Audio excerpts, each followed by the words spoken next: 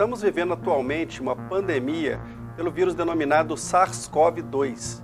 O SARS-CoV-2 ele causa uma doença que foi denominada Covid-19. Tem essa denominação por tratar-se de uma doença causada por um coronavírus e o número 19 refere-se ao ano de 2019 em que a doença foi identificada na China.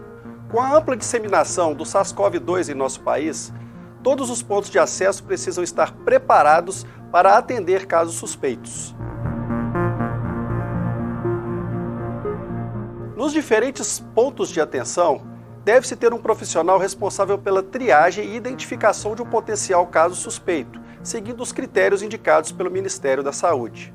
Uma vez identificado um caso suspeito de Covid-19, ele deve ser atendido por um profissional de saúde que esteja utilizando os equipamentos de proteção individual adequados para aquela situação. Após a triagem inicial e enquanto aguarda atendimento por profissional de saúde, este paciente deve receber e utilizar uma máscara cirúrgica e se colocar a 1 metro de outros pacientes que estejam aguardando atendimento.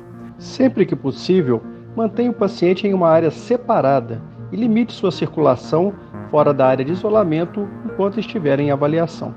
Ele deve também receber orientações acerca da etiqueta respiratória e deve ter acesso à pia com água e sabão ou álcool gel para higienizar suas mãos caso as contamine com secreções. A Covid-19 ela se apresenta como um quadro de síndrome gripal, com o paciente apresentando febre e sintomas respiratórios, como tosse, dor de garganta e coriza. Outros sintomas que podem estar presentes são a mialgia e também, em alguns casos mais graves, a falta de ar. A definição da etiologia com bases clínicas é difícil de ser feito, pois as manifestações são muito semelhantes àquelas causadas por diferentes outros vírus respiratórios, como influenza, parainfluenza e rinovírus.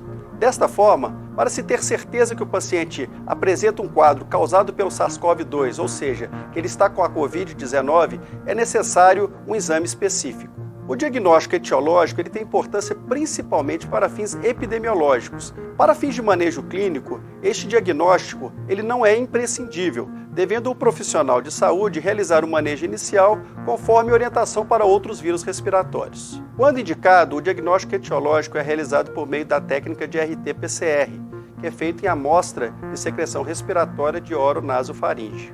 Esta amostra é coletada por meio de suave por profissionais adequadamente treinados. O tratamento da Covid-19 neste momento é basicamente suportivo. O uso de antitérmicos está indicado, devendo-se preferencialmente utilizar dipirona e paracetamol.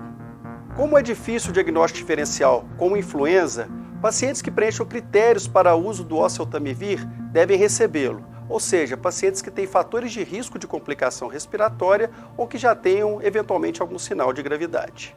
Casos leves podem ser manejados no próprio domicílio. O paciente deve ser orientado a retornar, evitando o uso de transportes públicos e utilizando a máscara cirúrgica. Em casa, devem preferencialmente permanecer em um quarto privativo, evitando contato direto com outros moradores daquele domicílio. Pacientes com sinais de gravidade ou algum sinal de complicação devem ser encaminhados para manejo clínico em unidade hospitalar, onde devem permanecer em isolamento respiratório. Casos mais graves podem eventualmente requerer o uso de ventilação e, em caso de piora, intubação e ventilação mecânica. E não se esqueça, todo caso deve ser notificado de maneira imediata à autoridade sanitária.